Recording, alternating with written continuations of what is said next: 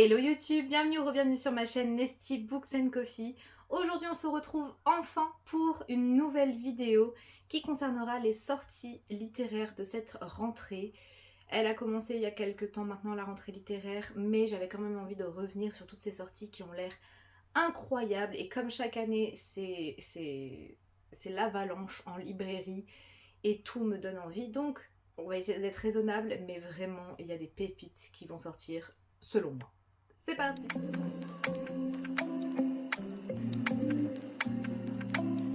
On se retrouve en cette fin de mois d'août après une certaine absence. J'ai été très occupée, j'avais un job pour l'été qui était très énergivore. Si vous avez déjà travaillé dans le commerce, vous savez ce que ça donne. Mais la mise en rayon et la caisse, c'était beaucoup pour moi, donc je n'avais pas le temps de lire et encore moins le temps de filmer.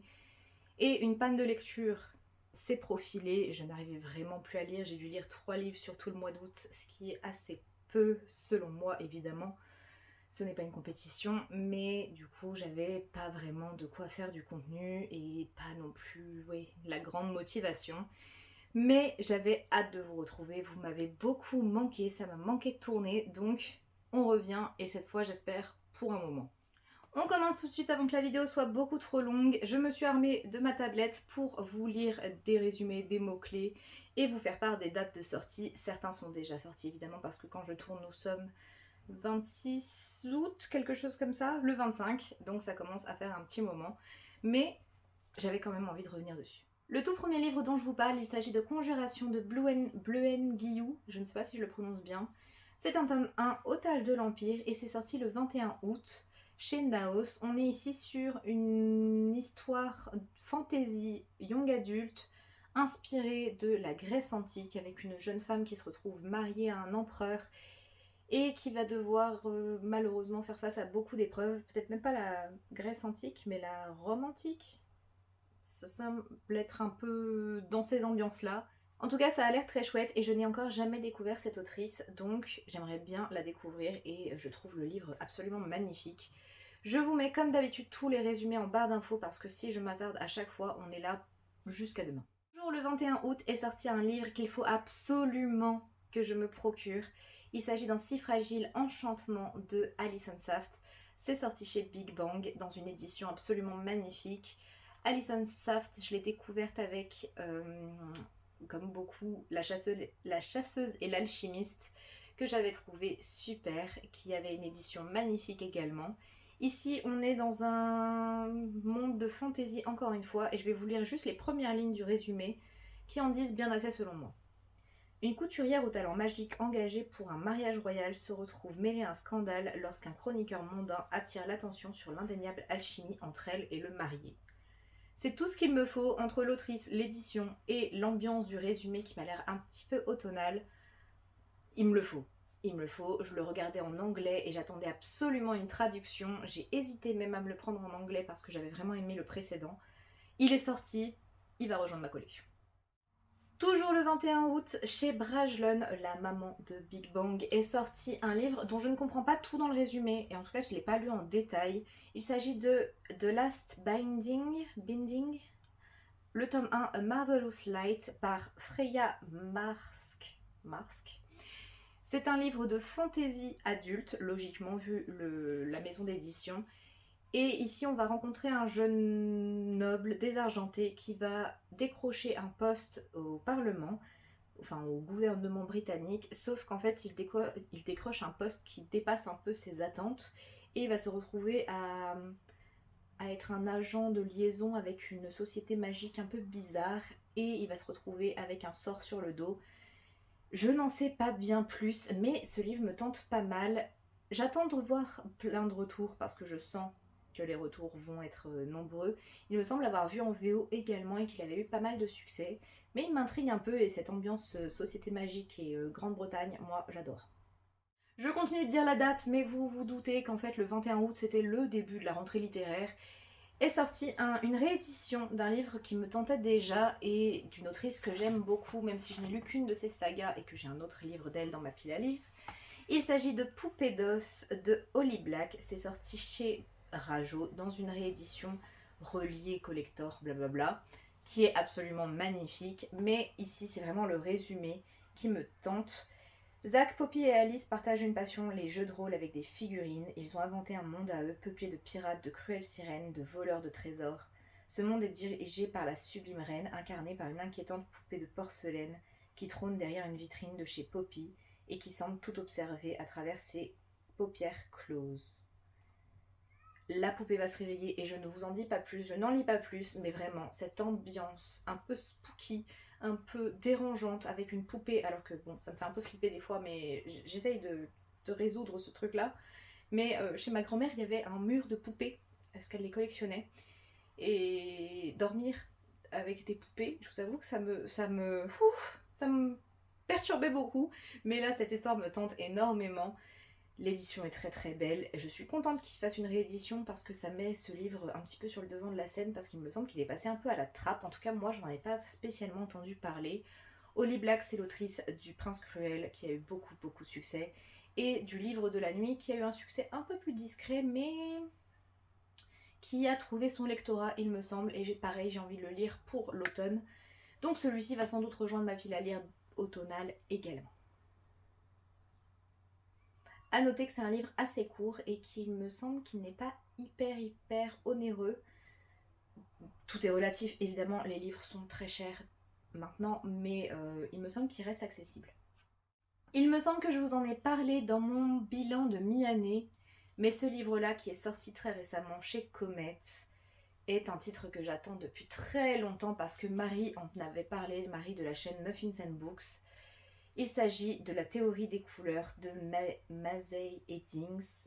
C'est publié chez Comet, c'est sorti le 21 août et on est sur un roman contemporain avec une jeune fille qui est atteinte de TSA, donc de troubles du spectre autistique, et d'un garçon qui a un TDAH, trouble de l'attention avec hyperactivité. Je ne veux pas en savoir plus, je sais qu'ils vont voyager, je sais qu'il y a un rapport avec les photos.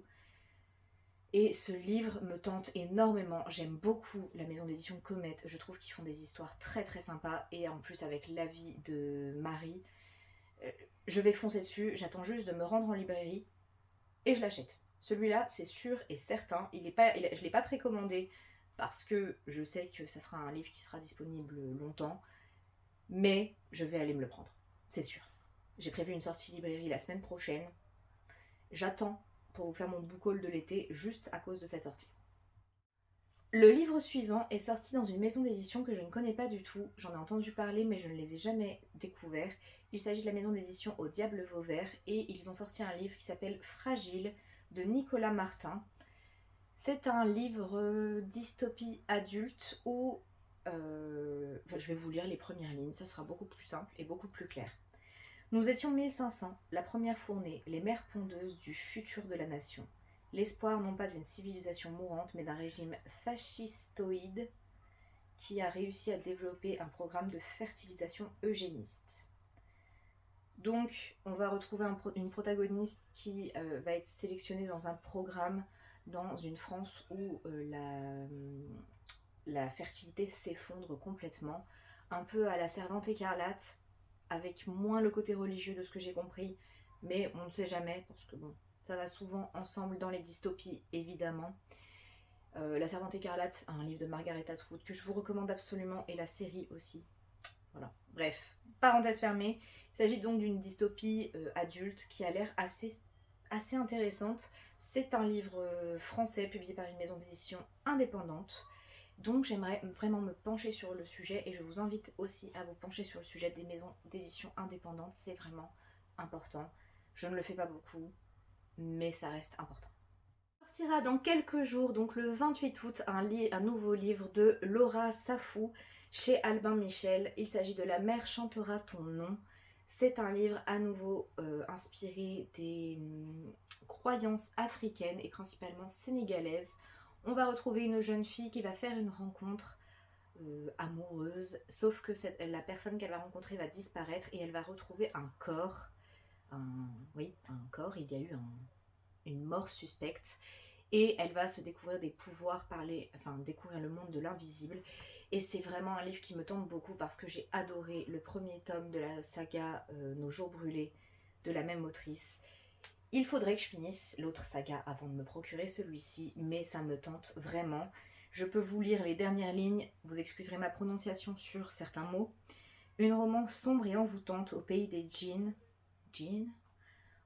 et autres créatures fantastiques du Sénégal.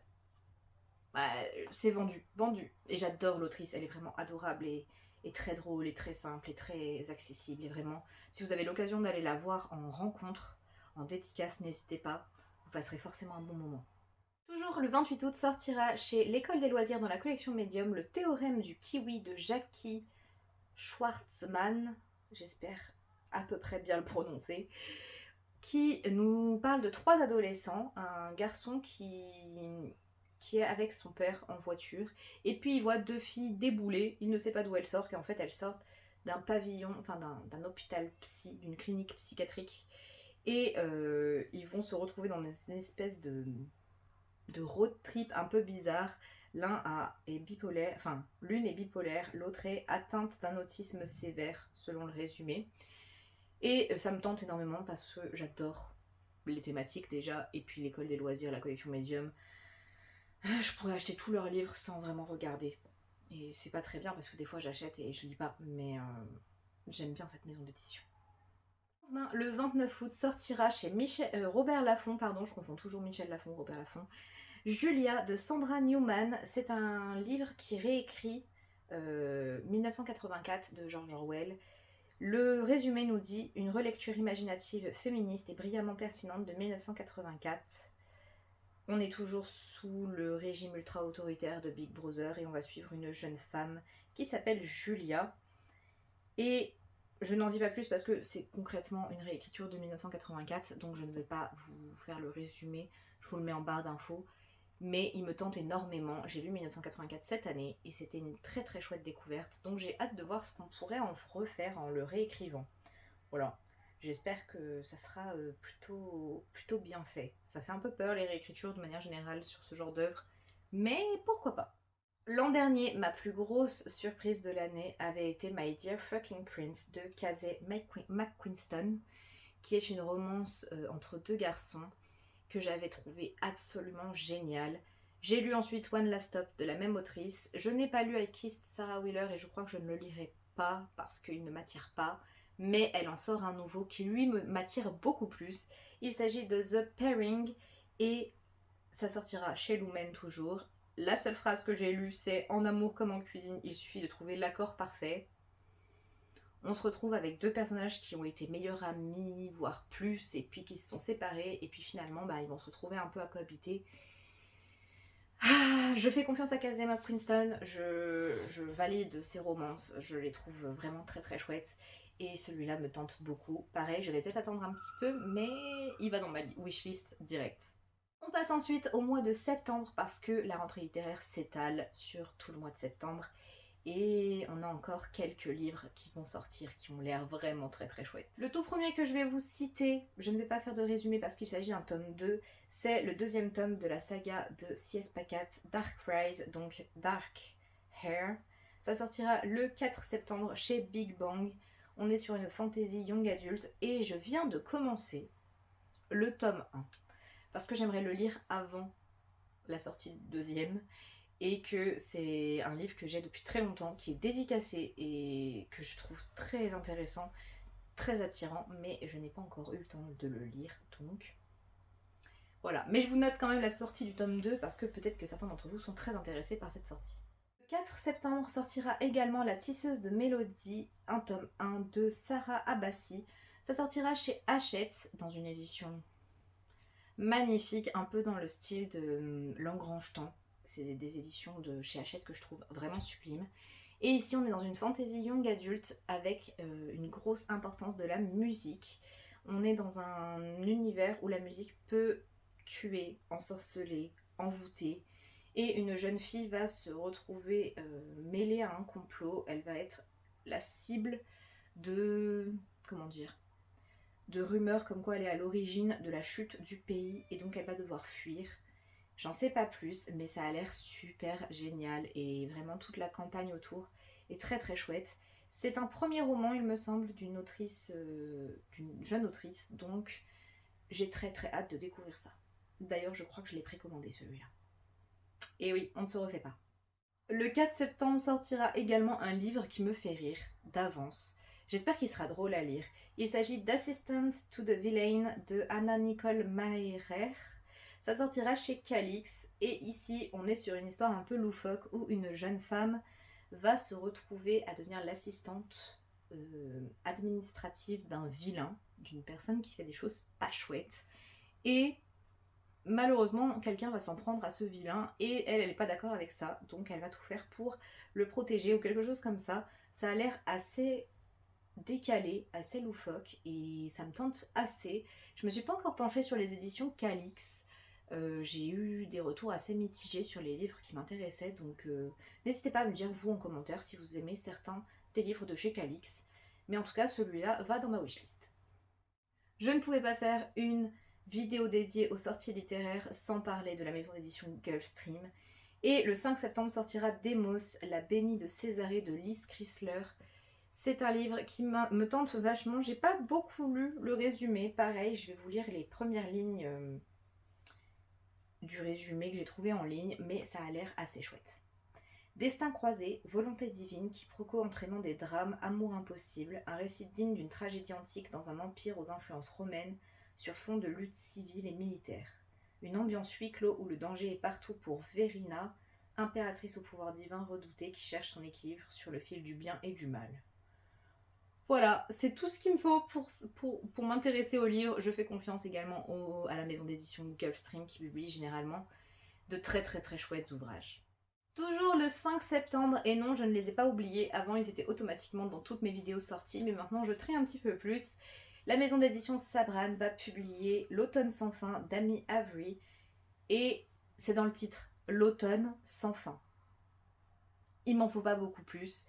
On va être dans un univers où chaque saison est incarnée par un dieu, et on va suivre un personnage qui est l'automne, et qui va se retrouver dans plein d'histoires. J'ai pas vraiment lu le résumé, mais je trouve que l'ambiance a l'air parfaite pour l'automne. Il n'y a pas de doute, enfin, je veux dire, il est fait pour, il sort au bon moment. Donc j'attends des petits retours et je me jetterai dessus si jamais je vois des retours intéressants. On avance un petit peu et le 11 septembre sortira une réédition très très attendue de A Number in the Ashes, donc une braise sous la cendre de Sabaa Tahir chez PKJ. Non, pas chez PKJ. PKJ, c'est ceux qui les ont publiés à l'origine. Chez Big Bang, il me semble. Donc, il s'agit d'une saga qui était publiée chez PKJ à l'origine, mais qui n'a jamais connu de fin. Le dernier tome n'a jamais été traduit. Et ce qui explique pourquoi je n'ai jamais commencé cette saga, parce que ça a l'air frustrant quand même. Les droits de la saga ont été rachetés par Big Bang, par Orajlon, et on va avoir droit à une magnifique réédition du premier tome, et je suppose du coup enfin de la suite pour ceux qui l'attendent depuis des années. On est dans un univers de fantasy avec une ambiance un peu désert et orient et ce genre de choses. Ça a l'air super chouette. Je n'ai pas lu le résumé, mais je fais confiance à tous les avis que j'ai vus. Vraiment, il a l'air très très chouette et j'ai hâte de voir ce que ça donne. Plus que 2 petites sorties et je vous laisse tranquille. La suivante, sans surprise, il s'agit de Bride d'Ali Hazelwood qui sortira le 18 septembre chez Milady, qui est un groupe de la maison Hauteville, si je dis pas de bêtises, ou de Brajlon, ou c'est tout ensemble, bref, peu importe. Chez Milady, dans une édition absolument magnifique qui suit un petit peu les éditions des autres romans d'Ali Hazelwood. On est ici sur une romance paranormale entre une jeune vampire et un loup-garou. J'ai juste lu ça, je sais très bien quel genre de livre ça peut être, quel genre d'histoire ça va être, mais je signe et j'achète directement. Il est précommandé aussi. Ali Hazelwood, c'est mon péché mignon, c'est ce que j'ai lu là ces derniers temps. C'est ce qui me fait du bien. Donc Bride, parfait. Et en plus, romance paranormale, ça réveille toutes ces émotions liées à Twilight et autres séries comme ça quand j'étais plus jeune. Donc oui, d'accord, j'achète. Le dernier livre, j'ai pas vérifié mes sources sur ce coup-là, mais il me semble que ça a été annoncé. Il s'agit de Vampire Royals, le tome 1, When the King Falls, de Marie Niehoff. C'est un livre qui sortira le 18 septembre chez Comet, qui ne fait pas que du contemporain. Je crois qu'elle s'agit d'une romantasy avec des vampires. On est à Londres de nos jours et une jeune femme va être l'élément clé d'une rébellion des humains contre les vampires et elle va s'introduire dans le palais royal parce que le roi des vampires veut une nouvelle fiancée humaine. Voilà, on s'arrête là. Pareil, ça réveille tout l'engouement Twilight. Les vampires, j'adore. C'est comme ça, je regarde les Twilight chaque année. Je regarde encore Vampire Diaries. J'ai vraiment ce truc-là. D'ailleurs, il faudrait que je lise les Twilight depuis le temps. Mais en tout cas, ça me tente vachement. Et pareil, découvrir la maison d'édition Comet dans autre chose que du contemporain. Pourquoi pas? De toute façon, j'ai envie de les soutenir, donc je pense que pareil, il finira dans ma pile à lire.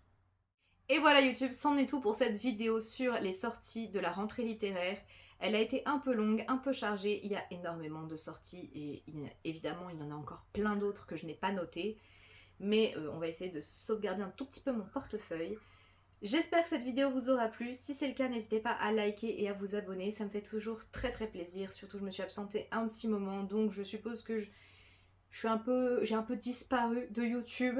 Mais ça me fait super plaisir de revenir parmi vous. N'hésitez pas également à me dire en commentaire ce que vous attendez pour cette rentrée littéraire ou si vous avez déjà craqué sur certains titres, parce qu'on se connaît. Si vous ne savez pas quoi dire en commentaire, vous pouvez laisser un calendrier. Voilà, c'est l'emoji classique pour mes vidéos sorties littéraires. Moi, je vous dis à très très bientôt pour une prochaine vidéo et d'ici là, prenez soin de vous. Bye!